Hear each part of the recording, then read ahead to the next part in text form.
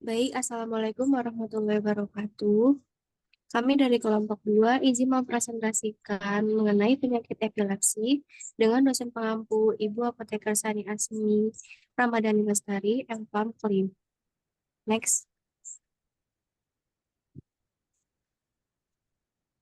Kami beranggotakan, yang pertama ada Anggun Tira Nur Widyastuti, yang kedua ada Karis Agustina, yang ketiga ada Ena Fadila, yang keempat ada Gaby Salsabila Eriko, yang kelima ada Helena Alfitri Rediana.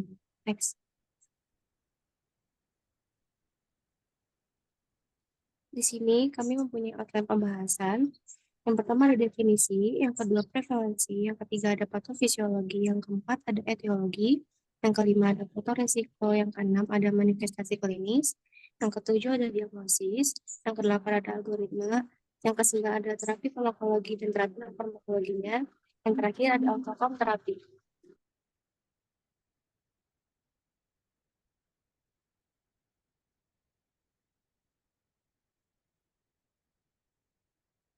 Selanjutnya, saya akan memaparkan definisi epilepsi.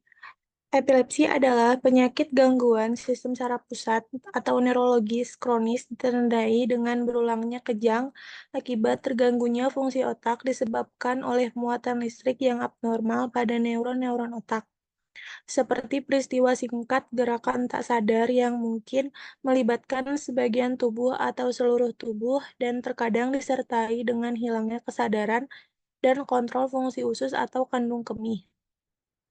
Kemudian prevalensi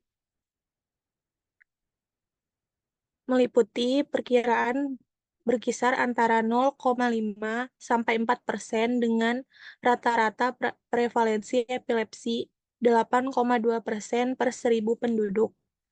Perhimpunan Dokter Spesialis Saraf Indonesia pada tahun 2011 menyebutkan bahwa bayi dan anak-anak cukup tinggi, menurun pada dewasa muda dan pertengahan, kemudian meningkat lagi pada kelompok usia lanjut.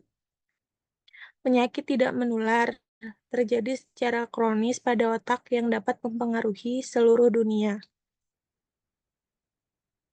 Kemudian etiologi. Epilepsi bukan penyakit menular, namun menimbulkan kerusakan struktur otak. Terbukti sangat berkaitan dengan munculnya gangguan kognitif pada epilepsi. Kemudian epilepsi idiopatik, yaitu terjadi karena kelainan genetik atau tanpa adanya kelainan pada struktur otak, metabolik, infeksi, serta imunitas. Kemudian epilepsi sekunder atau simptomatik, karena proses kronis akibat adanya proses penyakit yang lain seperti stroke, kelainan neurodegeneratif, penyakit infeksi dan inflamatorik, tumor otak, traumatic brain injuries, dan abnormal kongenital. Kemudian faktor risikonya dapat disebabkan oleh lingkungan, genetik atau riwayat keluarga dengan penyakit epilepsi merupakan faktor risiko utama dari terjadinya epilepsi pada seseorang. Asfiksia, kelahiran prematur, kejang demam, dan trauma kepala. Kemudian akan dipaparkan oleh teman saya. Selanjutnya ada patofisiologi, di mana epilepsi terjadi apabila proses eksitasi di dalam otak lebih dominan daripada proses inhibisi. Perubahan-perubahan di dalam eksitasi aparen, diinhibisi, dan pergeseran konsentrasi ion ekstraseluler, voltage gate ion channel opening, dan menguatnya sinkronasi neuron sangat penting. Artinya, dalam hal inisiasi dan perambatan aktivitas epileptik. Aktivitas neuron diatur oleh konsentrasi ion di dalam ruangan ekstraseluler dan intraseluler, dan oleh gerakan keluar masuk ion-ion menembus membran neuron. Serangan epilepsi akan muncul apabila sekelompok kecil neuron abnormal mengalami depolarisasi yang berkepanjangan, berkenaan dengan cetusan potensial aksi secara tepat dan berulang-ulang.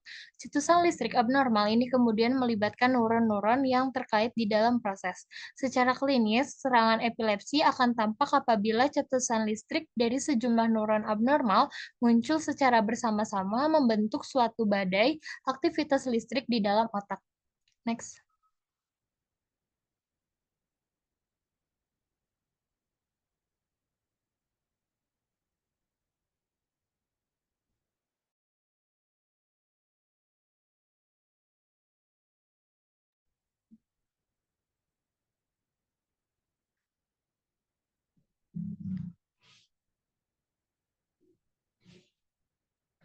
Selanjutnya ada manifestasi klinis. Manifestasi klinis bervariasi tergantung bagian otak yang mengalami gangguan dan sejauh mana penyebarannya. Gejala sebelum kejang dapat terjadi. Yang pertama ada penurunan kesadaran, gangguan dalam pergerakan otak. Yang ketiga adanya sensasi pada penglihatan, pendengaran maupun pengecapan aura, gangguan mood dan kognitif. Manifestasi klinik, kejang stereotipik yang berlebihan dan abnormal yang terjadi secara tiba-tiba dan sementara, dengan atau tanpa perubahan kesadaran yang disebabkan oleh aktivitas listrik yang berlebihan dari sekelompok neuron di otak, yang bukan disebabkan oleh suatu penyakit otak akut. Yang kedua ada kejang berulang akibat lepasnya muatan listrik neuron otak secara berlebihan dan paroksimal. Next.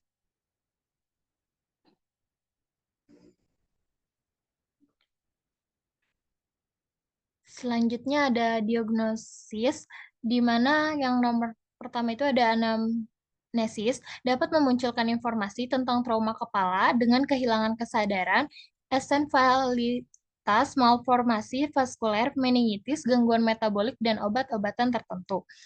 Anamnesis auto meliputi pola atau bentuk serangan, lama serangan, gejala sebelum, selama, dan sesudah serangan, frekuensi serangan, faktor pencetus, ada atau tidaknya penyakit lain yang diderita sekarang, usia saat terjadinya serangan pertama, riwayat kehamilan, persalinan, dan perkembangan, riwayat penyakit, penyebab, dan terapi sebelumnya, serta riwayat penyakit epilepsi dalam keluarga. Yang kedua ada pemeriksaan fisik umum dan neurologis. Dapat dilihat adanya tanda-tanda dari gangguan yang berhubungan dengan epilepsi, seperti trauma kepala, gangguan kongenital, gangguan neurologik vokal atau difus, infeksi telinga atau sinus. Yang ketiga ada pemeriksaan penunjang, elektroencephalografi atau EEG. Pemeriksaan EEG merupakan pemeriksaan penunjang yang paling sering dilakukan dan harus dilakukan pada semua pasien epilepsi untuk menegakkan diagnosis epilepsi. Terdapat dua bentuk kelainan EEG. Yang pertama ada kelainan vokal pada EEG menunjukkan kemungkinan adanya lesi struktural di otak. Yang kedua ada kelainan umum pada EEG menunjukkan kemungkinan adanya kelainan genetik atau metabolik. Pemeriksaan EEG bertujuan untuk membantu menentukan prognosis dan penentuan perlu atau tidaknya pengobatan dengan obat anti epilepsi atau OAE. Next.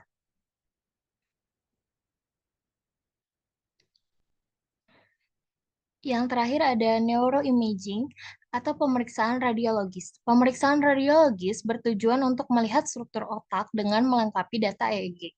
Dua pemeriksaan yang sering digunakan adalah komputer tomografi scan atau CT scan dan magnetic resonance imaging atau MRI. CT scan bertujuan untuk mengetahui adanya kelainan pada struktur otak sebagai penyebab epilepsi, sedangkan MRI bermanfaat untuk membandingkan hipokamus kiri dan kanan. Next.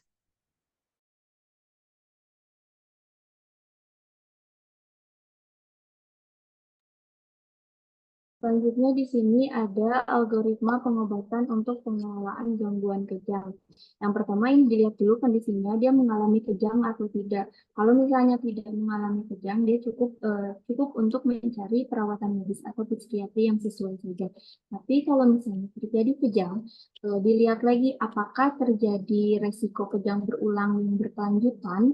Kalau misalnya tidak, itu cukup diberikan diobati penyebab yang mendasarnya saja. Tapi kalau misalnya terjadi risiko yang berulang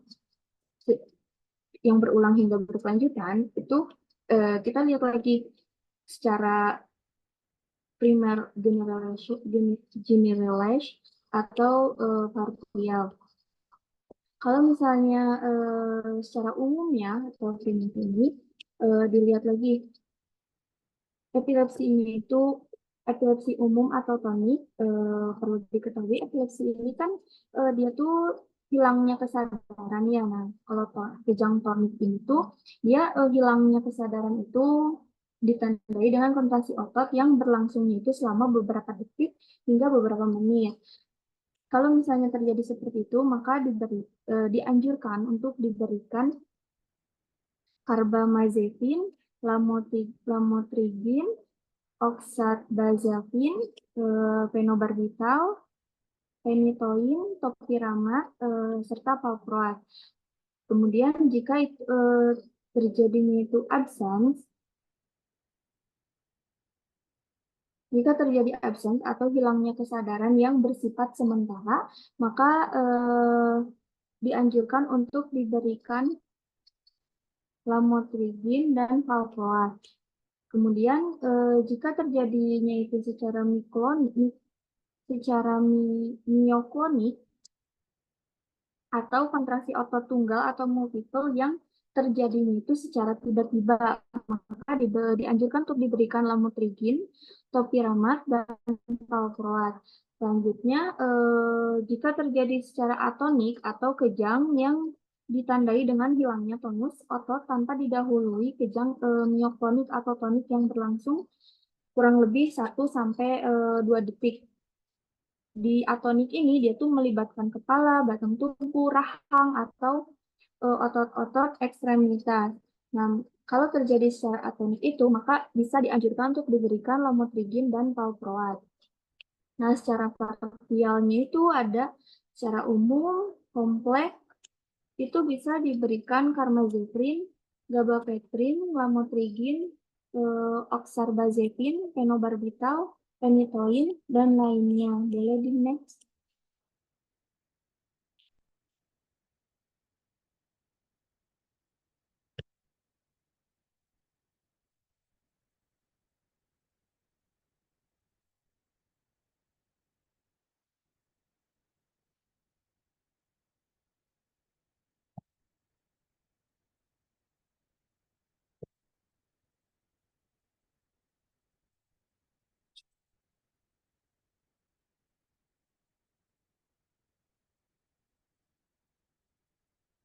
Selanjutnya di sini ada obat anti epilepsi ini pertama. Perlu diketahui sebelumnya bahwa obat anti epilepsi ini tuh diberikan atas jenis bangkitan epilepsinya. Karena pemilihan obat anti epilepsi yang tidak tepat itu bisa mengakibatkan berkelanjutannya bangkitan. Jika terjadi bangkitan yang berulang kali, itu bisa menyebabkan kerusakan sel otak secara permanen, maka perlu diperhatikan. Yang pertama itu pertama ini bisa dianjurkan untuk pemberian phenobarbital yang ditujukan untuk epilepsi umum, epilepsi fokal dengan cara menekan sistem saraf pusat. Kontraindikasinya itu absence, dosisnya itu diberikan 4-6 mg per kilogram per hari dibagi 2 dosis. Selanjutnya itu diberikan phenytoin yang ditujukan untuk epilepsi fokal dan umum. Mekanisme kerjanya itu dengan mengganggu fungsi neurologis, kontraindikasinya itu dengan mioklonik dan absence, dosisnya itu 5-7 mg per kilogram per hari. Dibagi 2 dosis, dibagi 2 dosis. Selanjutnya asam valproat ditujukan untuk epilepsi umum, fokal, absence, dan mioklonik. Mekanisme kerjanya dengan cara menghambat degradasi GABA. Dosisnya itu 15-40 mg per kilogram per hari dibagi 2 dosis, di mana dengan target awalnya itu 15-25 mg per kilogram per hari.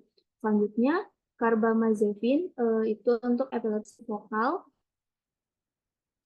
Epilepsi fokal ini merupakan kejang dari struktur kortial atau subkortial dari satu hemisfer, namun dapat menyebar ke area lain.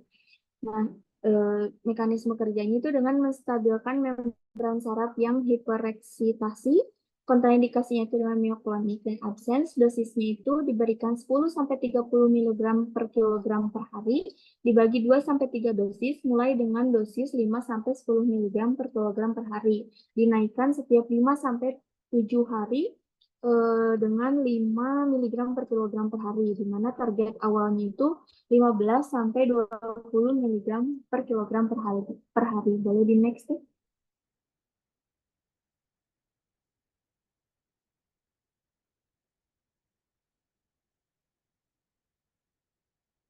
Kemudian ini ada obat anti epilepsi lini kedua, yaitu yang pertama lamotrigin, ditujukan untuk epilepsi umum, epilepsi fokal, dan absence. Mekanisme kerjanya itu dengan cara menghambat natrium berpintu tegangan, menstabilkan membran saraf presynaptik, presinaptik, dan pelepasan glutamat, aspartat, presinaptik. Kontraindikasinya itu terjadi hipersensitivitas, dosisnya itu untuk anak-anak 2-12 tahun itu sebanyak 0,6 mg per kilogram per 24 jam. Maksimalnya itu 400 mg per 24 jam. Kemudian jika lebih dari 12 tahun itu diberikan 100-400 mg per hari. Lalu diberikan juga levetiracetam ditujukan untuk epilepsi fokal, umum, dan absens, bekerja dengan cara merangsang protein vesikel sinaptik 2A atau SP2A, menghambat pelepasan neurotransmitter. Kontraindikasinya itu jadi hipersensitivitas. Perhatikan jika hamil karena bisa menyebabkan gangguan ginjal dan kejiwaan. Untuk dosisnya itu, jika 1-6 bulan, maka diberikan 7 mg per kilogram secara oral setiap 12 jam, maksimalnya itu 21 mg per kilogram per dosis. Kemudian 6 bulan sampai 16 tahun itu diberikan 10 mg per hari, maksimalnya itu 50 mg per kilogram per hari. Untuk 4 tahun, untuk 4 tahun. Kemudian yang diberikan juga maksimalnya itu 60 mg per kilogram per hari untuk 4-16 tahun, dengan 2 dosis terbagi. Lalu jika lebih dari 16 tahun, maka diberikan 500 mg secara oral setiap 12 jam, maksimalnya itu 1.500 mg. Lalu next.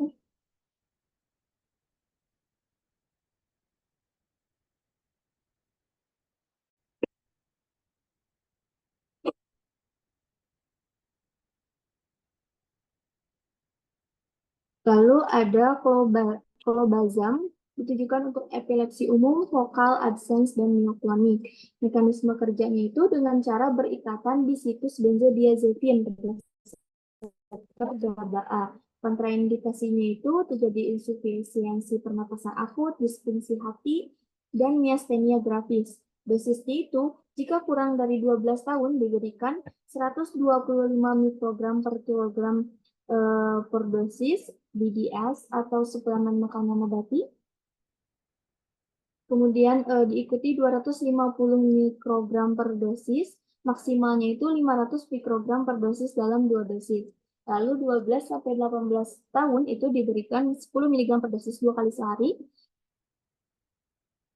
Maksimalnya itu 30 mg per dosis dalam 2 dosis. Lalu bisa juga dianjurkan untuk pemberian di lini kedua itu dengan topiramat untuk epilepsi umum, fokal, absens, miokronik maupun atonik.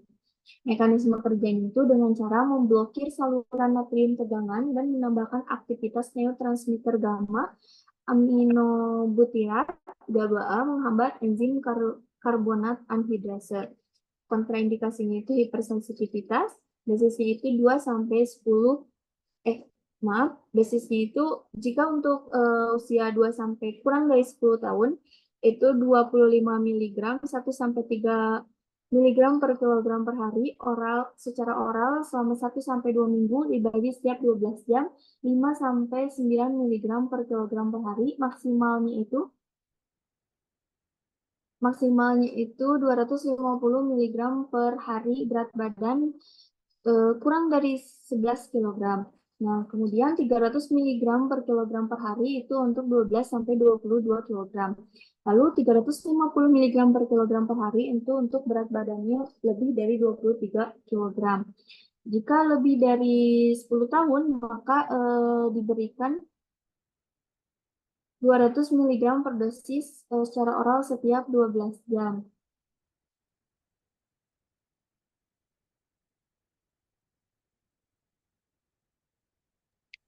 Selanjutnya, terdapat juga terapi kombinasi obat rasional untuk pengobatan bangkitan parsial dan kejang umum, yaitu OAI konvensional, seperti karbamazepin atau phenytoin ditambah valproat, karbamazepin atau phenytoin ditambah dosis rendah fenobarbital, karbamazepin atau phenytoin ditambah dosis rendah fenobarbital ditambah valproat, dan yang terakhir etosuximid ditambah valproat.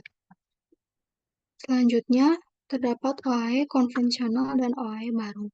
seperti karbamazepin, phenytoin atau valproat ditambah felbamate, karbamazepin, phenytoin atau valproat ditambah gabapentin, karbamazepin, phenytoin atau valproat ditambah lamotrigine, karbamazepin, permethrin atau valproat ditambah vigabatrin, fenobarbital ditambah gabapentin, dan fenobarbital ditambah lamotrigine. Next deh.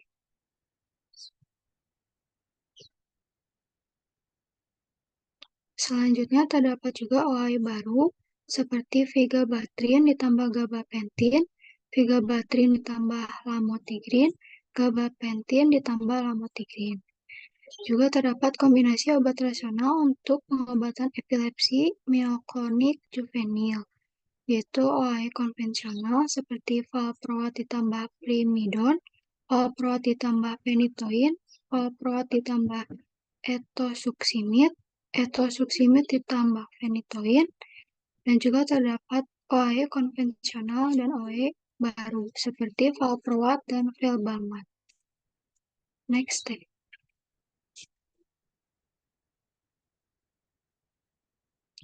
Selanjutnya terdapat terapi non-farmakologi. Yang pertama itu ada diet ketogenik. Diet ketogenik dengan pemberian lemak jenuh rantai panjang serta presentasi protein dan karbohidrat yang rendah. Diet ketogenik trigliserida rantai panjang memberikan nutrisi 3-4 gram lemak untuk setiap 1 gram karbohidrat dan protein. Selanjutnya terdapat pembedahan. Tindakan bedah dilakukan pada lobus temporalis. Pembedahan ini untuk mencegah generalisasi sekunder pada pasien yang sedang mengalami kehilangan kesadaran dan frekuensi tinggi cedera terkait kejang. Yang terakhir yaitu terapi vagus nerve stimulation. Dalam terapi VNS, rangsangan listrik intermiten disalurkan ke saraf vagus kiri langsung ke area otak limbik, otonom, dan retikuler. Berkurangnya aliran darah talamus dapat mengurangi frekuensi kejang.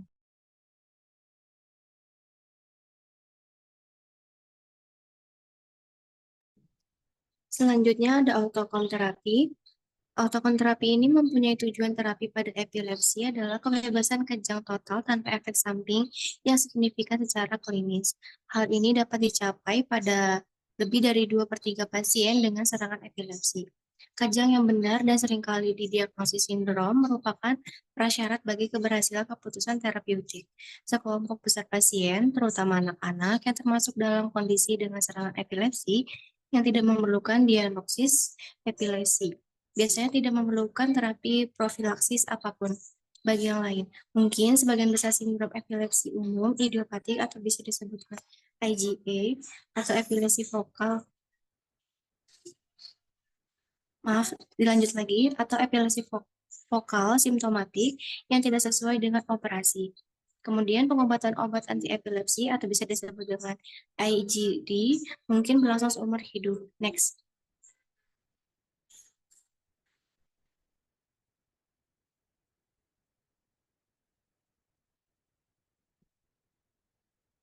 Berikut daftar pustaka atau referensi yang kami pakai. Next.